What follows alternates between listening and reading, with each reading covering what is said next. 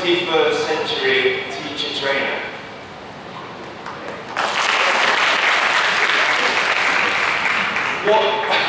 What do 21st century teacher trainers do?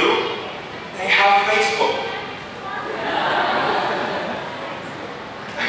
Where do 21st century teacher trainers put their handout?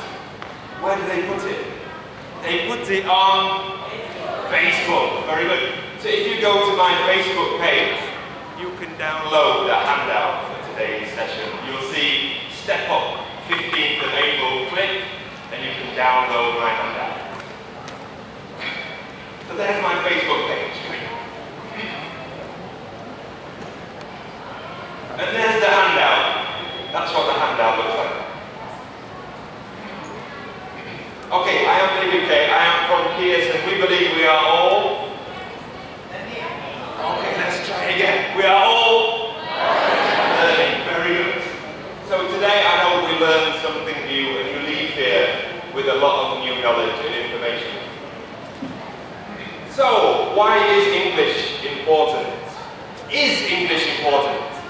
Yes. Now, I'm English. I want to apologize. English is so hard to learn. Why do we say on the beach, but in the playground?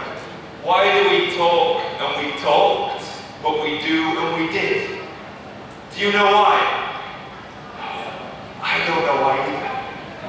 English is very hard, but English is a global language. You can see it's not even belonging to England anymore. Most conversations in English are between two non-native speakers. 74% of conversations in English are between two non-native speakers. So that means you don't need to speak like me. You don't need to speak like an American. You just need to speak clearly and understandably. That's the important thing, I think.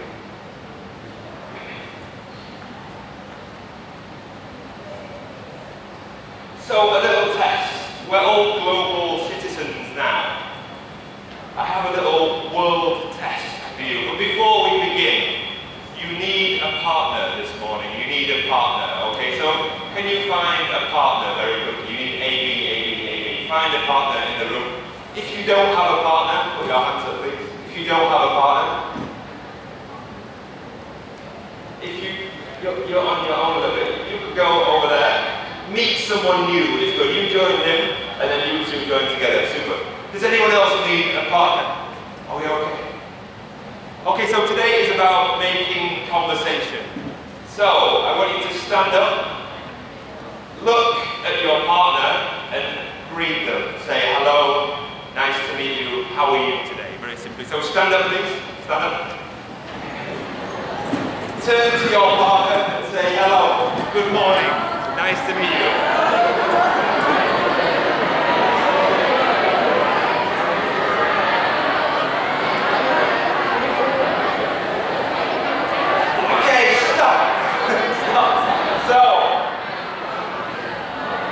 So my first test of the day is now, with your partner, I want you to stand back to back. With your partner, stand back to back, like this. This is perfect. Stand like this, great. Stand back to back with your partner.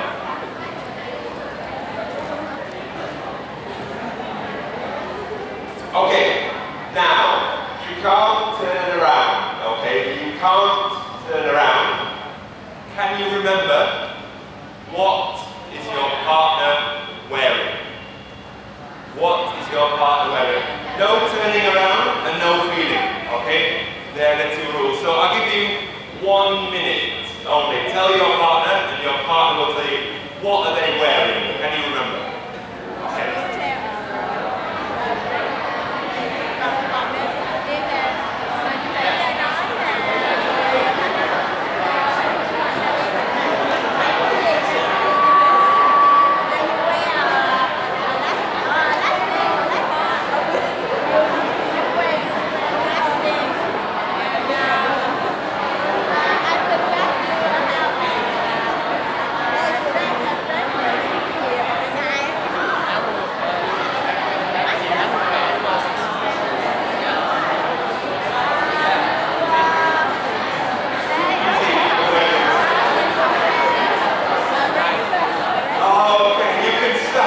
You can stop there. So, was it easy or difficult? Easy? Difficult? Okay. Oh, you can sit down now. That was my first test. You've met your partner now.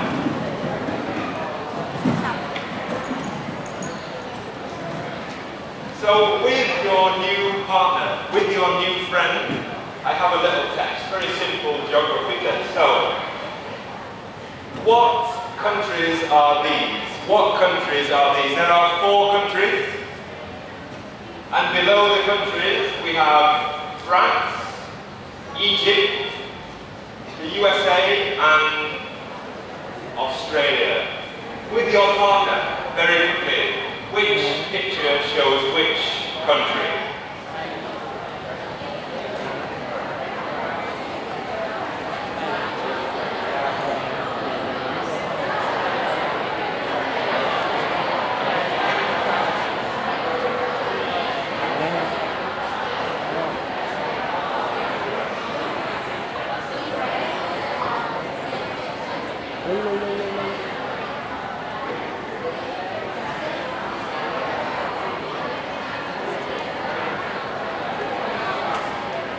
Okay, did you finish? Okay, A is, can I see a hand? My friend over here is very quick actually.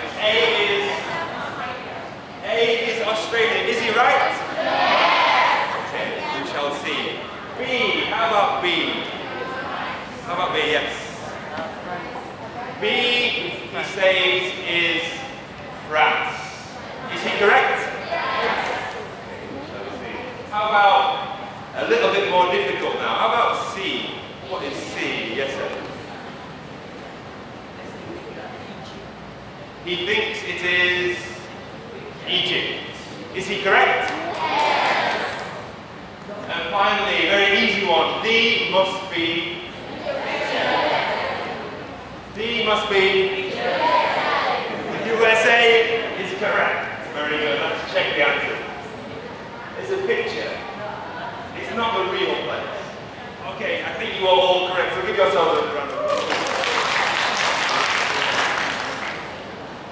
Next, my food quiz. I have 4 famous dishes. With your partner, I'll give you 1 minute. Where is the food from? Italy, Japan, India, or Spain?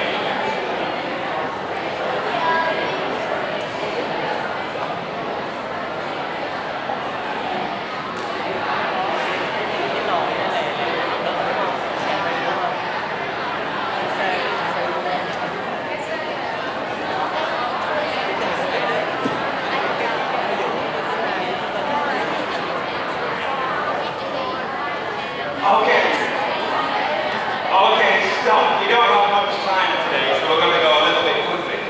So, A. Where is A from? Where is A from? Hands up. Yes. A is from? I guess it's from India. From India? Yeah. Is she right? I don't think she is. I'm sorry. Does anyone else like to try A? It's a small picture too. It's a small picture. Okay. I guess from Spain. A is from Spain. Is she right? Yes. How about B? Who would like to try B? Yes. Very quick hand. Where is B from? I think it's from India. India. Is he correct? Yes. How about C? C. Okay, you go. I think C is Japan, from Japan. C is an easy one, isn't it? C is from Japan. Is she correct? Yes. D, finally. Then D must be from where? D is from... Where is D from, finally? Italy! Is Italy correct? Italy must be correct. Give yourselves a round of applause. You passed my first test, but an important 21st century skill is called cultural fluency. cultural fluency. This is not cultural fluency. This is learning facts about a country. You learn a dish, you learn what the country looks like. These things maybe won't help you if you're in that country. You need to be culturally fluent, and language is a good way to be culturally fluent. This is useful. This is useful, but language is a very good way to be culturally fluent. So I have a little video. This is a video of someone who is not culturally fluent. Okay? He is not culturally fluent. I'll play the first part.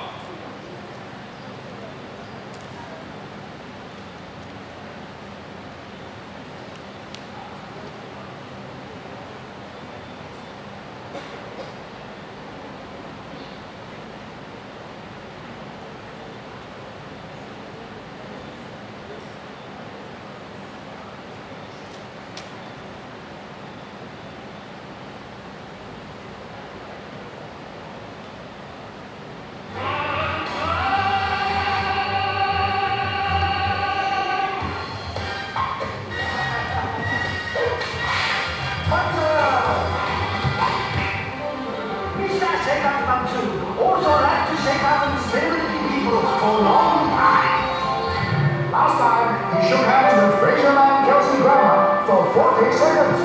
Can he improve on this powerfully impressive start? Today, he has another shaking mountain to climb.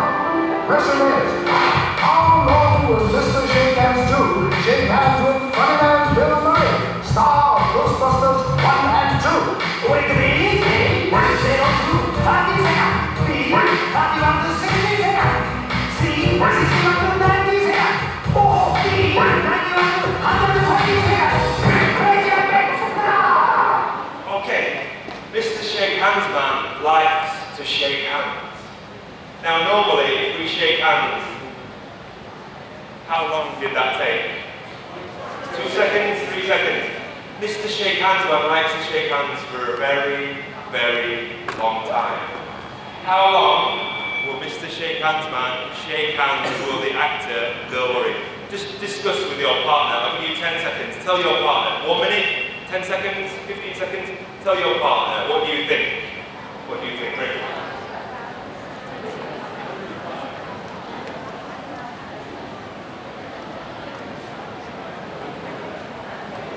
How long? Okay, very quickly, let's check. How long do you think? Let's ask some people. How long do you think? Yes. 40 seconds. Anyone else? 40 seconds is very long, isn't it? Anyone else? Yes. I think 30 seconds. 30 seconds. Okay, anyone over this side? What do you think? How long will he shake hands with Bill Murray for?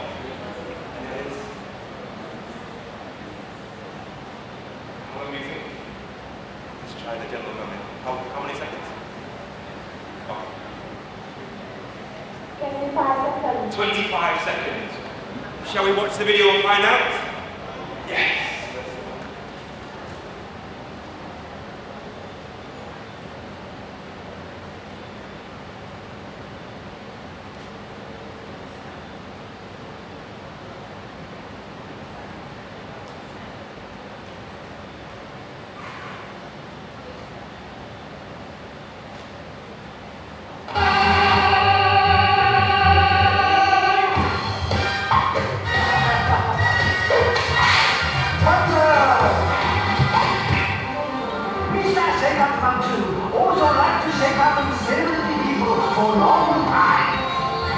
Last time, he shook hands with Fraser and Kelsey Grammer for 40 seconds.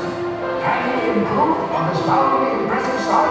Today, he has another shaking mountain to climb. Question is, how long will Mr. Shake Hands do? Shake hands with Funny Man's Bill Murray, star of Ghostbusters 1 and 2. Wait a minute, what is it on 2? 30 seconds. B, 31 to 60 seconds. C, 60 to 90 seconds. 4, B, 91 to 120 seconds. Crazy and big. Jeff, don't try to move. Quick, quick, quick. You wanna go?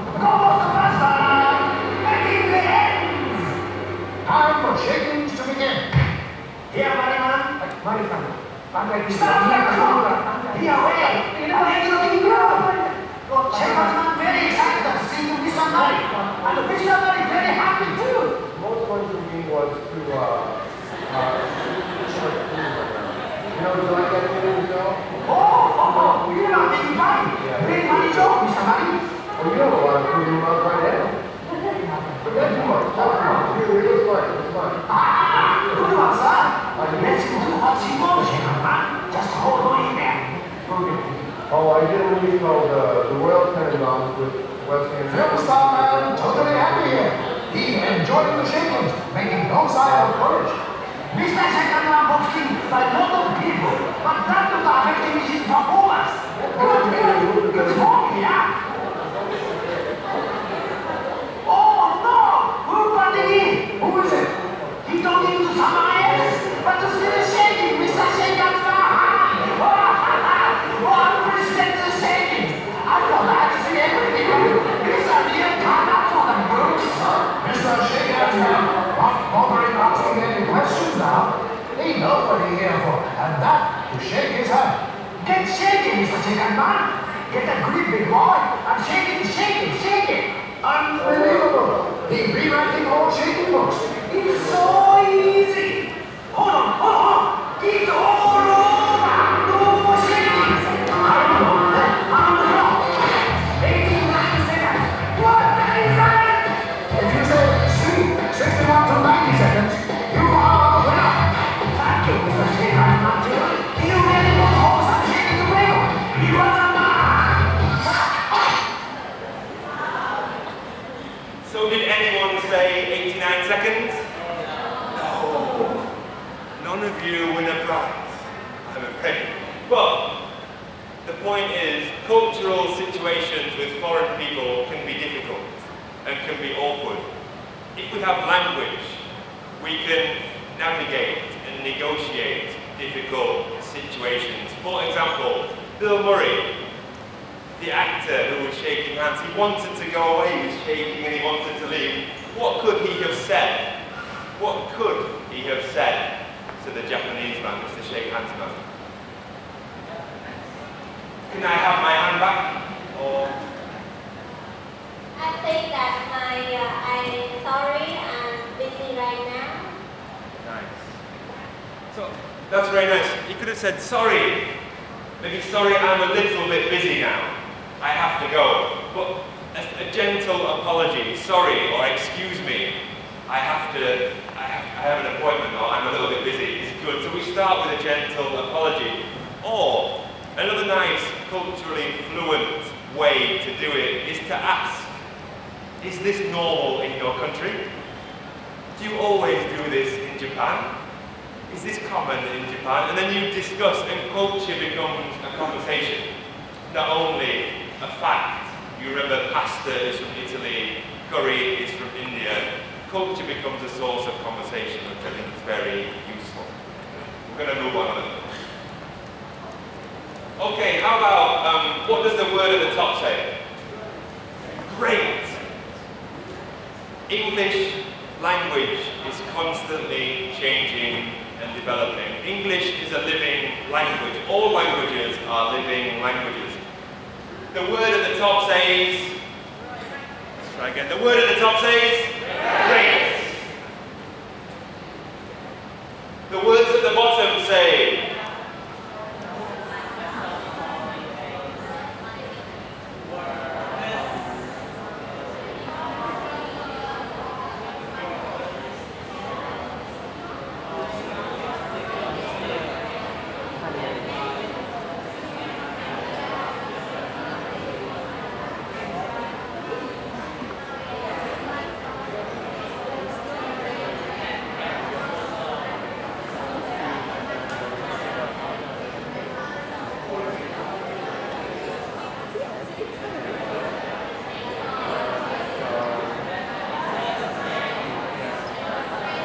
okay, you can stop.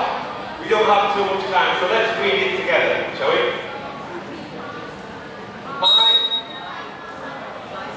My summer holidays were a complete waste of time.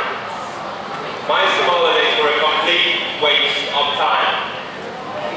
Before, we used to go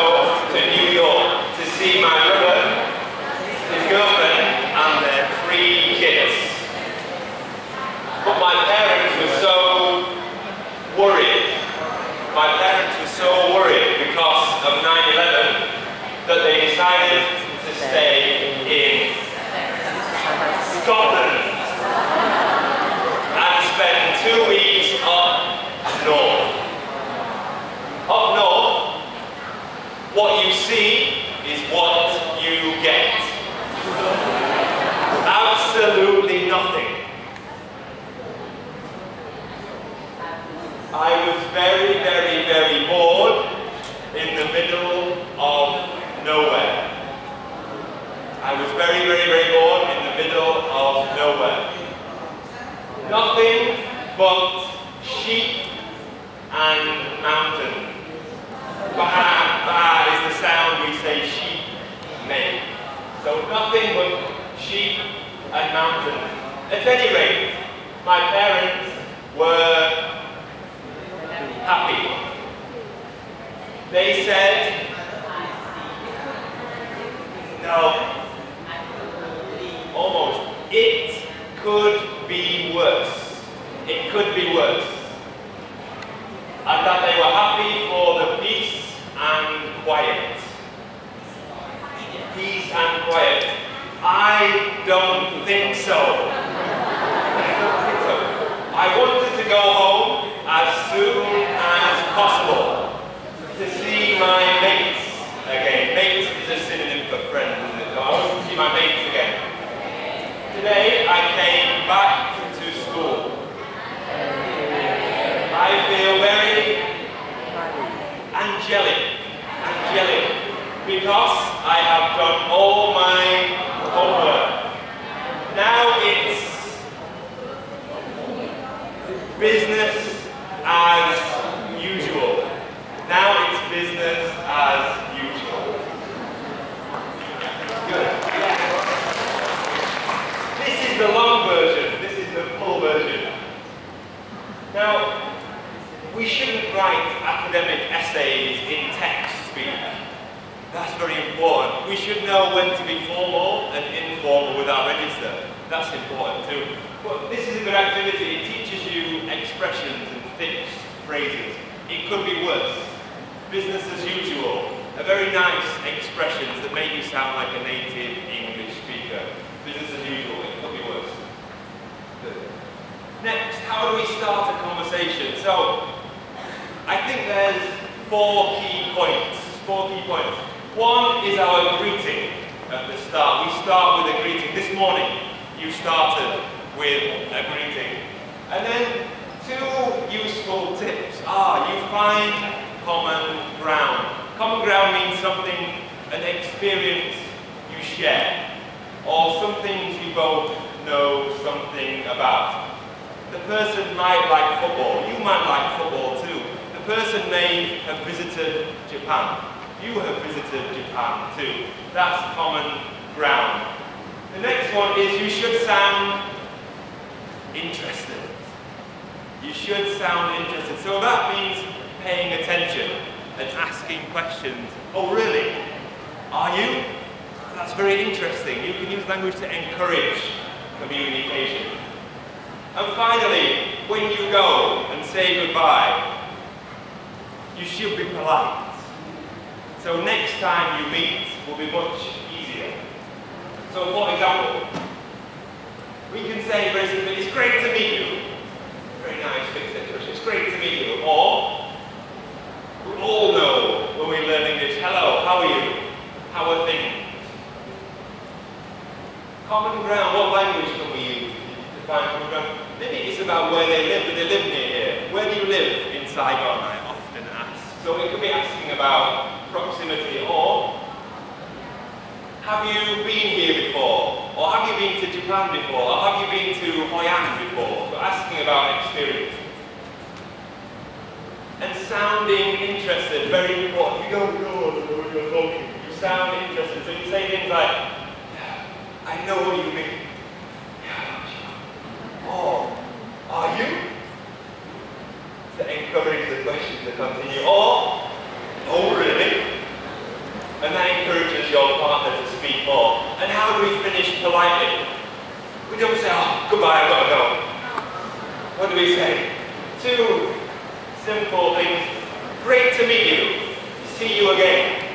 That prepares us for the next meeting. Great to see you, or great to meet you, see you again. Or, we had a great apology, a very gentle, soft apology. It's nice. I'm sorry. I really must go, but it was great talking to you. So a lot of positive language. One of my top tips is compliments are a very good way to start a conversation. If you compliment someone, it's a great way to start a conversation. For example, wow, I love your shoes, or eyes, or if it's too personal, you may scare the person. If it's too personal, but you can compliment someone's clothes. Wow, I love your shoes, where did you get them? Oh, I love your shirt, where did you get that shirt? It's really nice. And it starts a conversation. The other nice compliment phrase is, you look great, I really like your hair, or your glasses, or your shoes, or your trousers, very good. So, what I want you to do is, look at your partner. Look at your partner. Maintain eye contact and give them a compliment. Give your partner a compliment. So look at your partner now. Just take a minute, look at your partner and give them a compliment.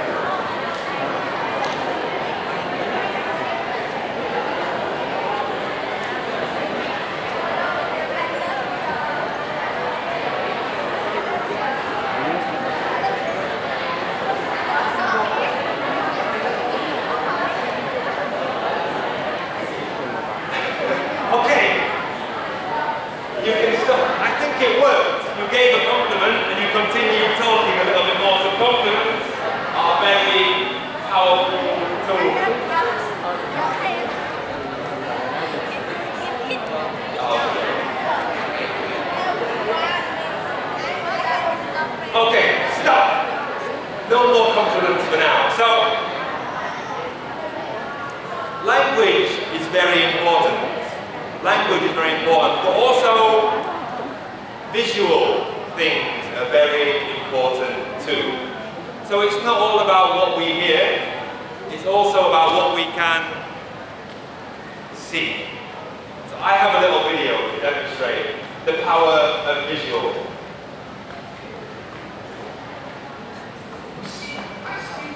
Well, I learned it from you. Hello. Hello. Hello. How are you, sir? I can see you. Oh, hello, Peter. How are you today?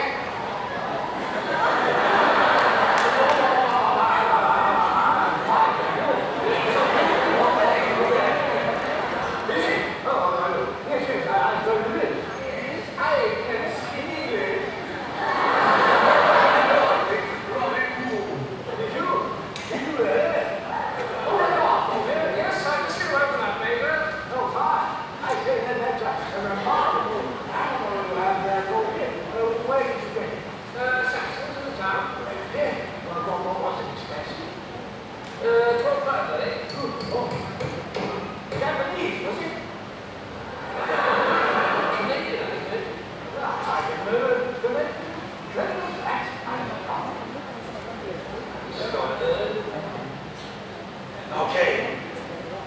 He didn't believe his ears more than he believed his eyes. He believed what he saw. He thought the animal was speaking, didn't he? Good. So, there's a theory that we believe, as adults, we believe, or we are visual people primarily. So, we believe there's 3 or 4 modalities. One is visual, one is hearing. It's called auditory. Auditory, but means hearing, auditory. And the last one is, feeling. There's another academic name, which is tactile, which means your hands, and kinesthetic, which means body movement. Tactile and kinesthetic. We think everyone prefers people are more visual than auditory. Some people are more tactile than visual. So, a lot of research suggests that the most popular preference is visual first, auditory second, and kinesthetic last in adults. In children, especially small children, kinesthetic learners, we believe, are much higher, according to research. So most of us are visual people, we believe. So I'm going to do a little demonstration. So a little vocabulary game. So A is, repeat after me, please. Play football. Play football. Play football. Play football. Ride a horse. Ride a horse. Run fast. Run fast. Juggle. Juggle. Cook an omelette. Cook an omelette. Use a mobile. Use a mobile. Play the guitar. Play the guitar. Speak English. Speak English. And swim. Swim. Good. Now, I want us to think of some actions for each. Okay, so play football. What is our action? Play football. How about ride a horse? Okay, very good.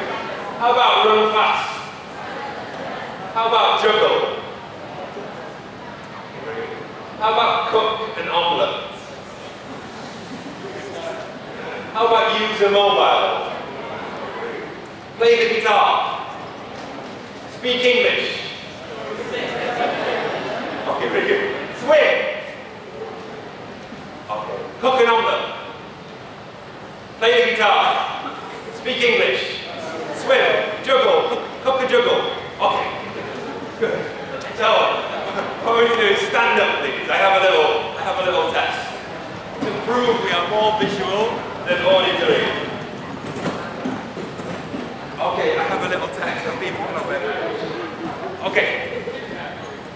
I have a little test. This test is.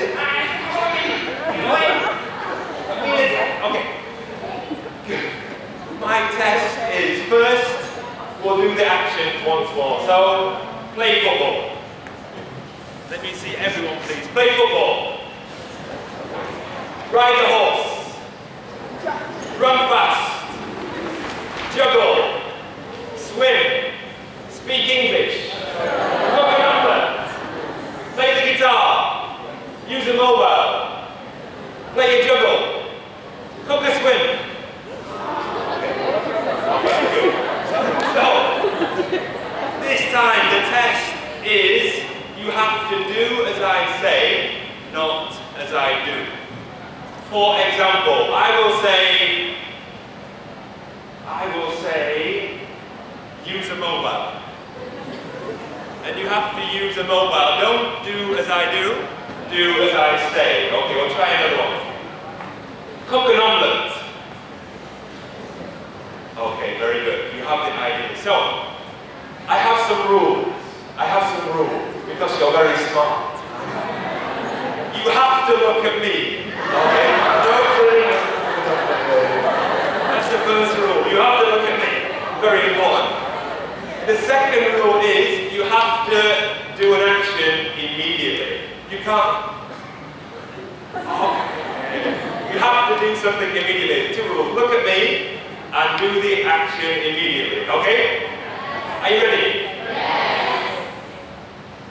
Swim. Okay, now, if you make a mistake, you have to sit down. Okay, if you make a mistake, you have to sit down. Everybody, watch out. Okay. Cook an omelette. Swim. Play football. Ride a horse. I'm almost. I saw you almost. Juggle. Swim. Use a mobile. Speak English.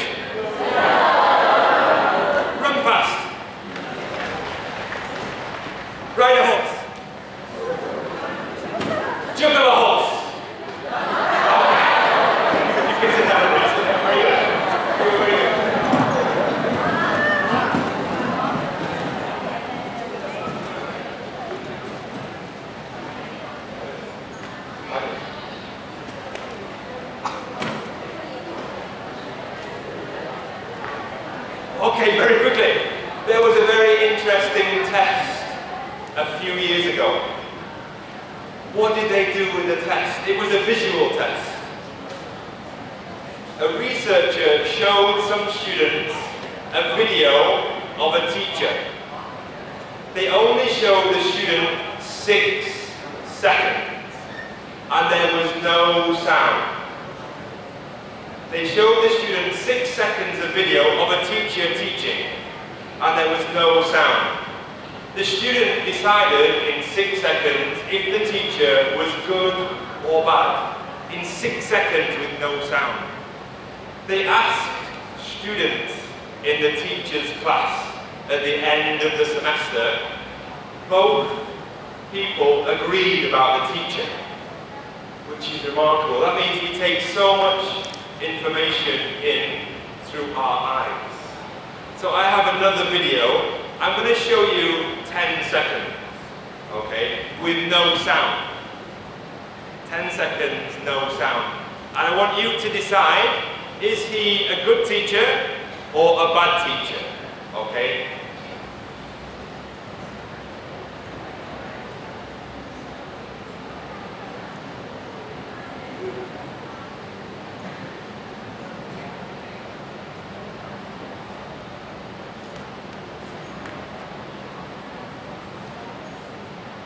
Okay, so I'm going to play you 10 seconds, no sound. Is he a good teacher or a bad teacher? Think over the top. No sound.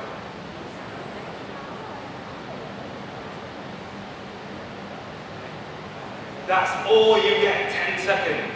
Is he a good teacher or a bad teacher? Hands up if you think bad. Hands up if you think good. Okay, there's 1 or 2 good. Most of you said he's bad. Why? What was it he did? What was it he did? He seemed, there's a little clue in the video. There's a little clue in the video, but he seems, maybe he's boring. Let's find out. I'll play the video and then decide, is he a good teacher or a bad teacher? With the sound on. I'll give you the sound. In 1930, the Republican-controlled House of Representatives, in an effort to alleviate the effects of the anyone, Great Depression, passed the tariff bill, the Hawley-Smoot Tariff Act, which anyone raised or lowered, raised tariffs in an effort to collect more revenue for the federal government.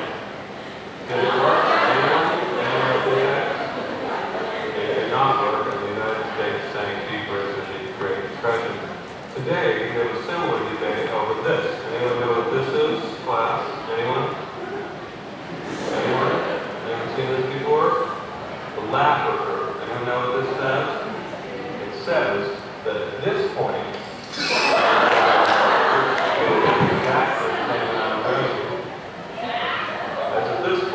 this is very controversial. Does anyone know what Vice President Bush called this in 1980? Anyone? Something D-O-O economics. Voodoo economics. Was he a good teacher or a bad teacher? Very good.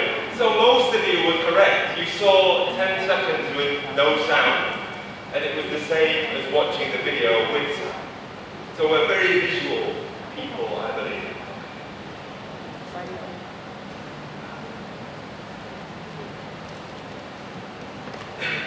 I have about 10 minutes, let me just think. Yeah. So I have about 10 minutes, so we're going to go very quickly. How to maintain a conversation. I think remembering information is very important. Remembering a name, or remembering details about what the person told you. If you recycle details in a conversation, the person will be quietly impressed. You care enough to remember details. The person will notice, even if it's subconsciously, they'll notice. How do we remember details? We use our mind. We use our mind to remember details. So I have some little techniques to teach you about how to remember details. The first thing is, many people say, I can't remember names. I can't remember names. But it's not true. So first thing is, trust yourself. Everyone can remember names and details. Everyone can do it. Next. Next is seeing faces.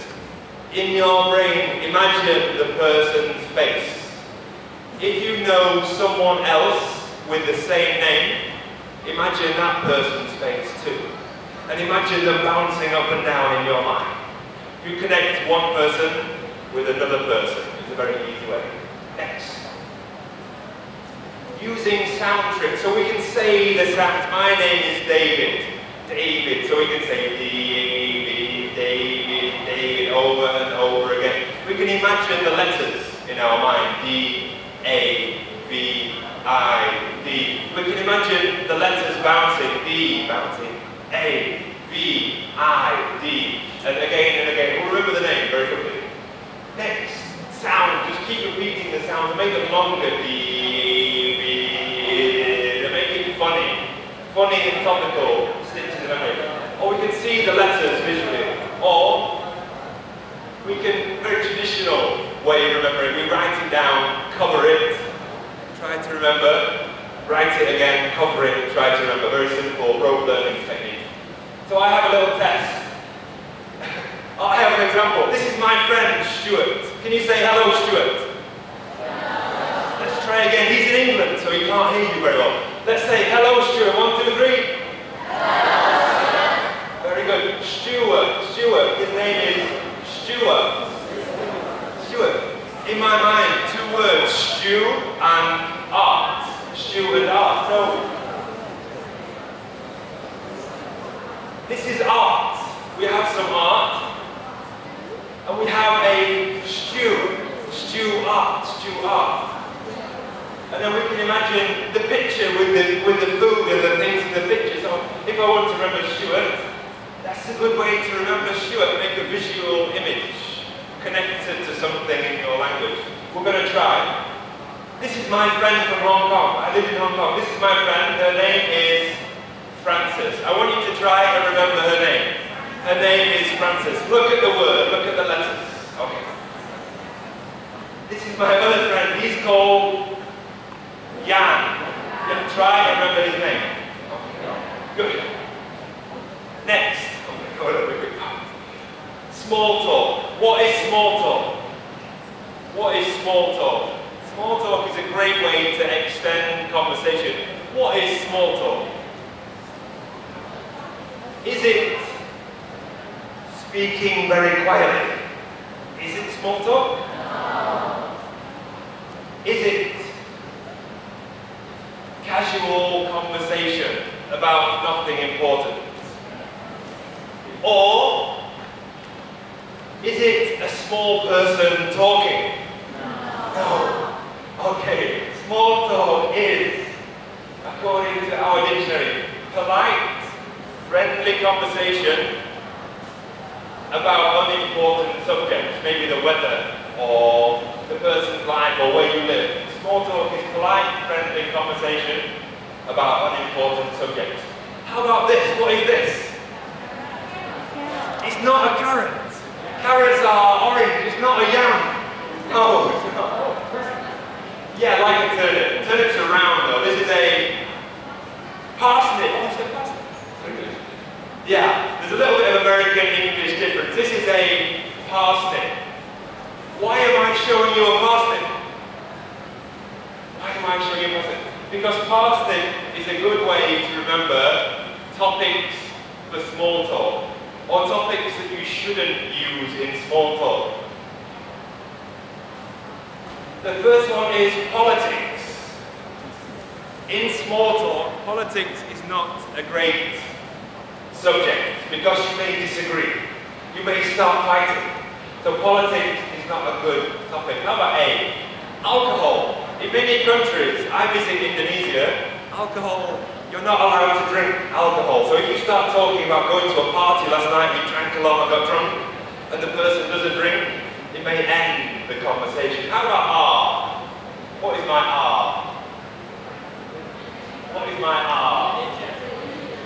Religion is correct, very good. Religion, you may have different opinions or different beliefs. Sex is not very good either. Don't talk about sex with casual acquaintances. Oh, yeah. Next is narcotics, drugs. You don't talk about drugs in small talk. How about I? I is a difficult one. I is ism. Isms are nouns that may be a little bit controversial or difficult. Feminism, communism, possibly any ism. We have a lot of isms. Again, it's kind of related to politics. And the last one is pork. Very near here, Indonesia is a predominantly Muslim country of 240 million people. They don't eat pork. If they have a book, they don't even like to see pork in the book. So pork can be a little bit of a difficult one. Very simple rule about small talk. The next one is open questions and closed questions. Open questions encourage conversation. Why? What? How? Kind of questions. What do you think of Liverpool's season? How do you feel about the party so far? Open questions encourage more communication.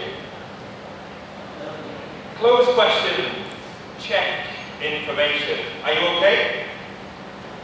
Closed questions, sit down.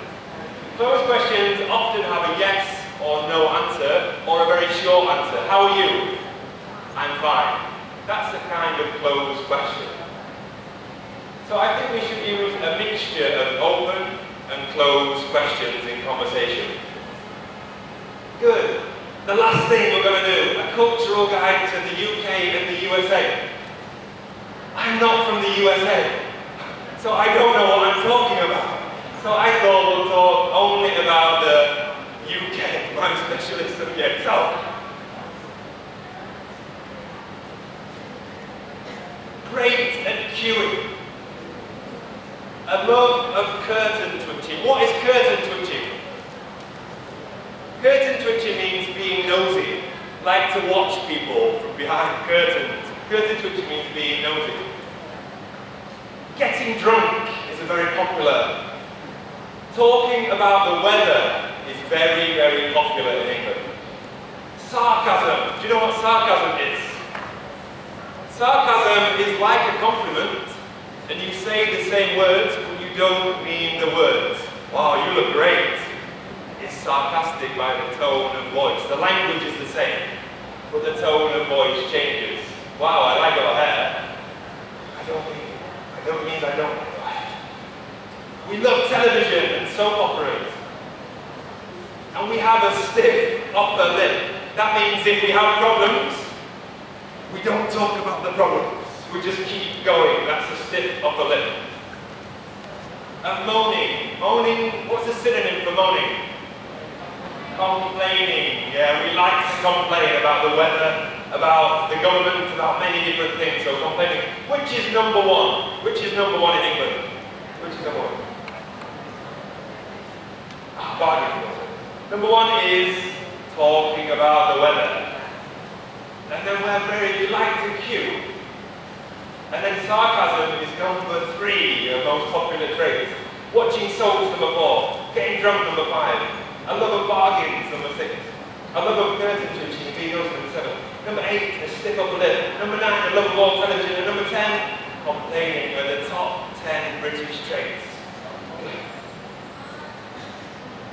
Okay, and we're almost out of time, so we're almost out of time. What is his name? Yeah. Are you sure? Yes. Did you see it when I put the slide on there? Yes.